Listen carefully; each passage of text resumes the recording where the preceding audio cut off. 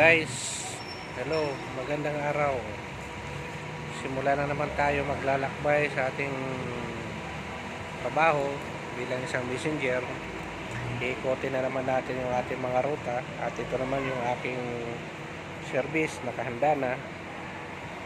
Mainit ang panahon ngayon, pero lagi namang kinakaya sa awa ng Panginoong Diyos.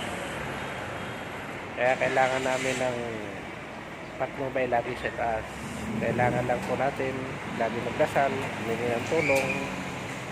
At mga guys, sana lahat ng mga ka-rider dyan, ka-messenger, no? Alalay lang sa pagmamaniho, panghanap buhay lang tayo, no? Huwag tayo masyadong bara-bara sa daan. Mag-ingat para sa pamilya at naghahanap buhay para mabuhay. Salamat po mga ka-messenger, ka-rider dyan. Ingat po kayong lahat.